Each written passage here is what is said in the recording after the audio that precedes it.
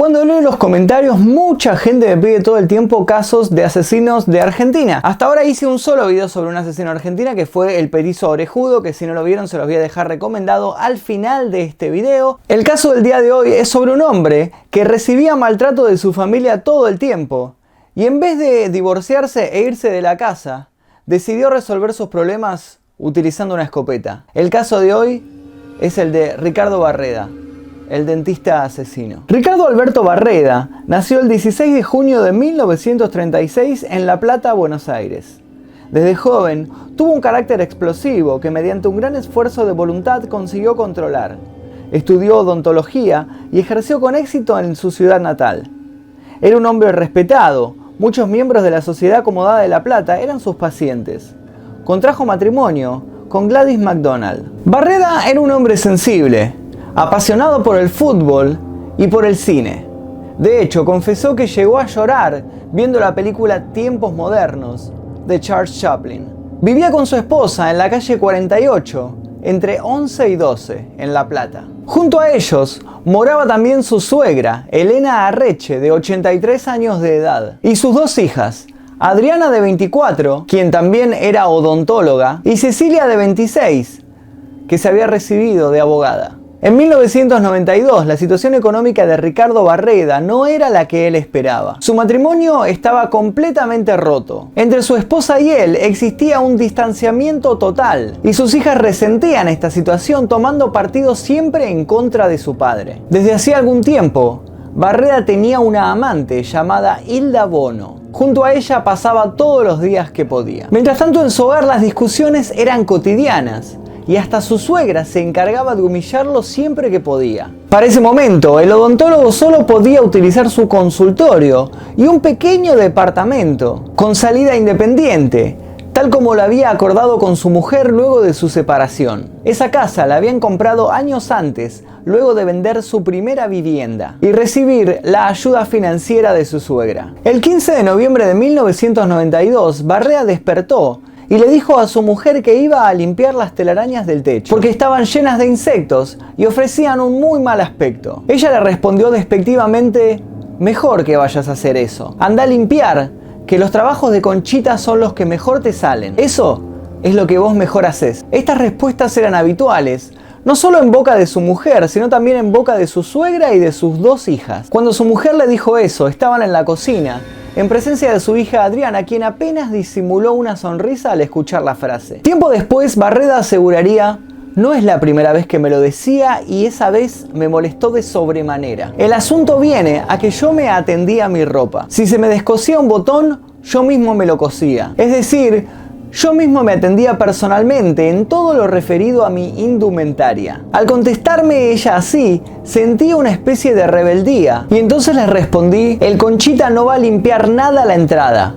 El Conchita va a atar la parra. Barreda se enojó y por esta razón cambió de idea. Dejaría las telarañas para otro momento y cortaría los brotes de parra que crecían en el jardín. El dentista fue al pequeño almacén para buscar las tijeras para podar. En ese momento, vio la escopeta calibre 16 que su suegra le había comprado en Europa como regalo de cumpleaños. Tomó el arma, la cargó y se llevó varios cartuchos adicionales en los bolsillos. Aquí tengo que hacer una breve pausa. Si te está gustando esta historia, por favor, deja tu like aquí debajo. Te agradecería muchísimo esto. Cuando lleguemos a la meta de 10.000 likes, voy a subir un nuevo caso. Ahora sí, prosigamos con la historia de Ricardo Barreda. Luego diría: para podar la parra había que sacar una escalera del garage. Fui a buscar un casco que estaba debajo de la escalera, porque tuve dos conocidos que haciendo cosas similares se vinieron abajo y tuvieron lesiones serias en la cabeza. Entonces yo me había comprado un casco de estos de obreros de la construcción.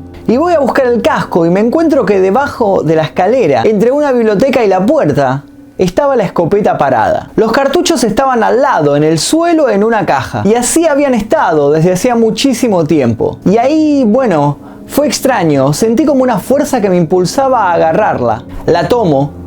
Voy hasta la cocina donde estaba Adriana y disparo. En aquel momento hubo una alteración profunda de mi parte afectiva que me llevó a actuar de esa manera. Efectivamente, en la cocina de la casa se encontraban su mujer y su hija Adriana. Lleno de furia por el insulto recibido, Barreda alzó la escopeta, apuntó y le disparó a su esposa Gladys. A pesar del estruendo del tiro, escuchó a su hija que gritaba: «¡Mamá! ¡Está loco!». Luego, hizo lo mismo con ella, que había empezado a gritar de horror. Las dos quedaron heridas y se quejaban en medio de charcos de sangre. Parsimoniosamente, Barreda volvió a cargar y le dio el tiro de gracia a cada una. Luego de eso tuvo tiempo de cargar nuevamente 2 cartuchos. Se dirigió a otra parte de la casa. Por las escaleras bajaba su suegra, a quien le disparó, experimentando una profunda satisfacción, pues la consideraba el motivo de todos sus males. Cecilia iba bajando detrás. Al ver el cadáver de su abuela, le gritó: «¿Qué hiciste, hijo de puta?».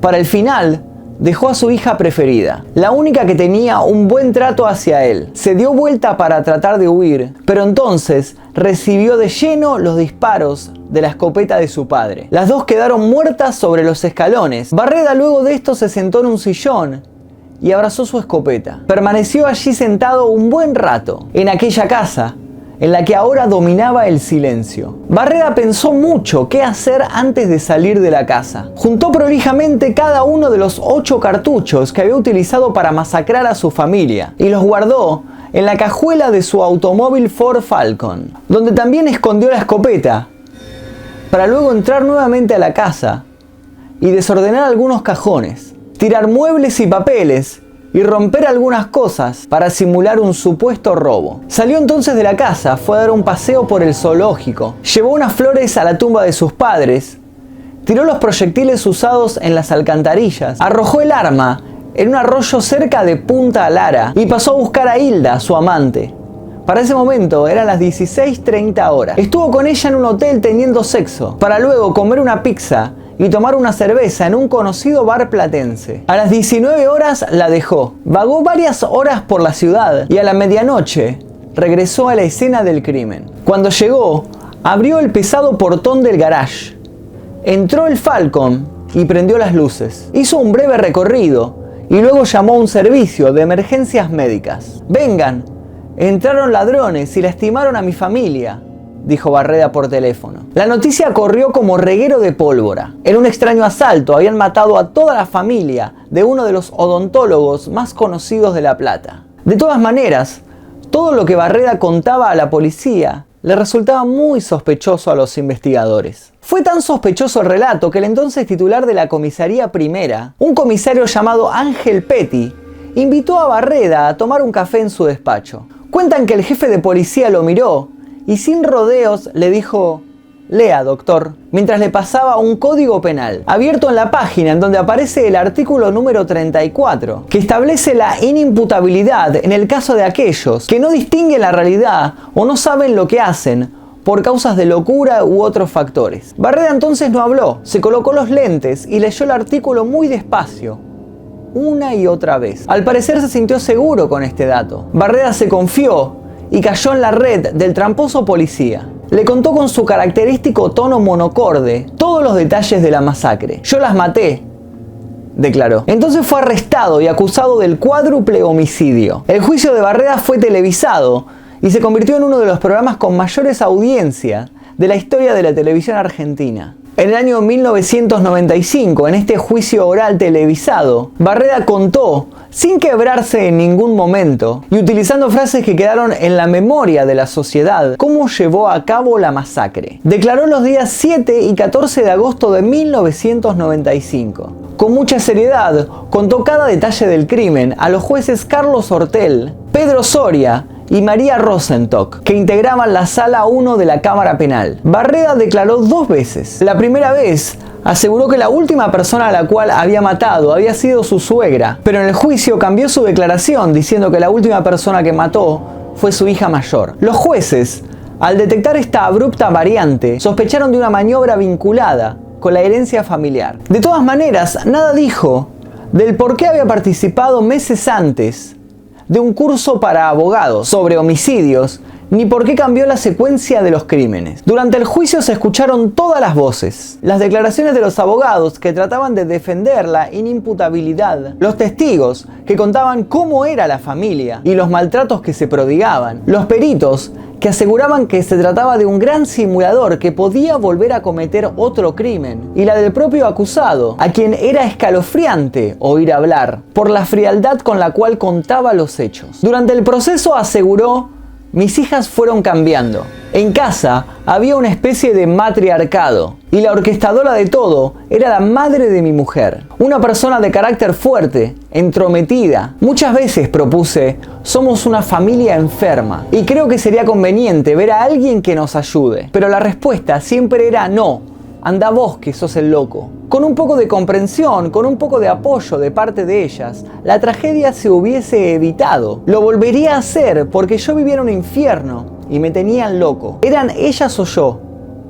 Si no los hubiera matado, me hubieran matado ellas a mí. La discusión se centró en determinar si era imputable o estaba loco. Bartolomé Capurro, un perito, determinó que Barreda padecía de psicosis delirante. Esta hipótesis solo fue aceptada por uno de los 3 jueces, María Rosentock, quien dijo en el fallo: era un fanático de la unión familiar que sucumbió cuando la vio desintegrarse. Barreda fue condenado a reclusión perpetua por triple homicidio calificado y homicidio simple. El fallo, que fue dividido, se determinó por una mayoría que comprendió la culpabilidad de sus actos. Barreda pasó varios años en la Unidad 9 de La Plata. En declaraciones posteriores manifestó estar profundamente arrepentido y sentir una angustia y un dolor muy hondo. Estoy tremendamente arrepentido.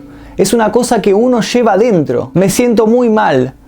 Ojalá pudiera volver el tiempo atrás y que nunca hubiera pasado nada. Tengo un recuerdo muy vívido de todo. Creo que tuve un desdoblamiento de la personalidad. En alguna de las 2 circunstancias no era yo. Era medio como Dr. Jekyll y Mr. Hyde. ¿Cómo pude haberlas matado? ¿Por qué lo hice? Yo era un buen tipo. Soy un desgraciado.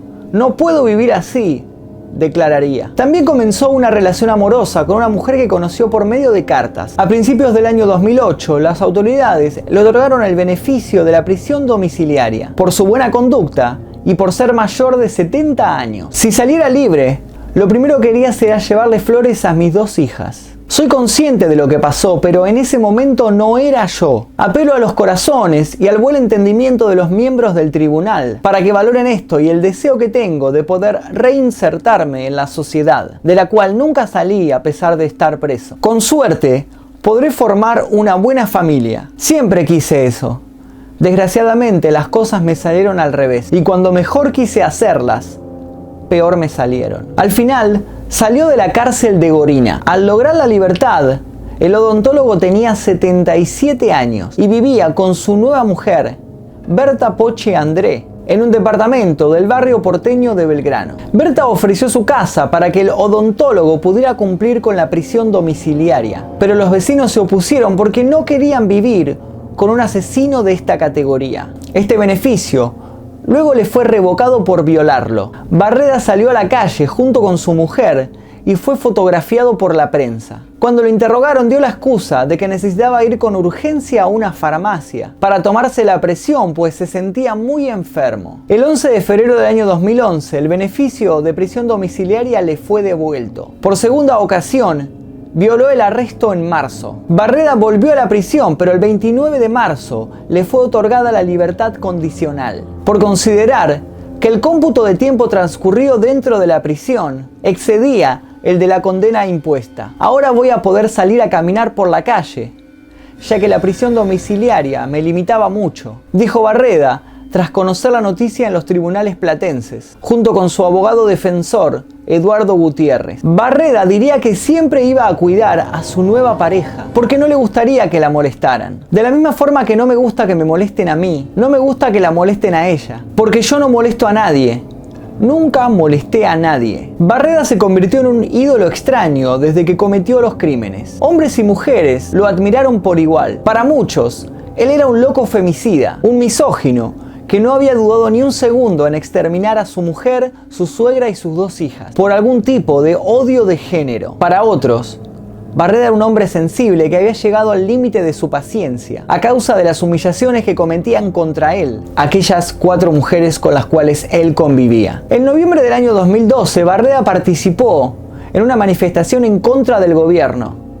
Salió con su mujer golpeando unas cacerolas, fue fotografiado por la prensa y se convirtió en el centro de atención de la protesta. Barreda intentó de todas las maneras posibles recuperar su antigua casa, pero el gobierno, a causa de las demandas de muchos grupos feministas, la expropió para construir allí un centro contra la violencia de género. Su desprecio por las mujeres siempre siguió presente y se manifestó también con su nueva pareja. Un periodista les preguntó alguna vez: ¿irán al cine? Ahora hay una nueva película de Woody Allen, Desde Roma con Amor. Berta respondió entusiasmada: ¡ay sí, qué bueno sería ir! Y Barreda añadió con amarga ironía: esta tonta no la va a entender. Lo último que se supo de Ricardo Barreda es que se separó de su mujer y estaba vagando y viviendo en el hall de un hospital cuando los doctores y las enfermeras lo reconocieron.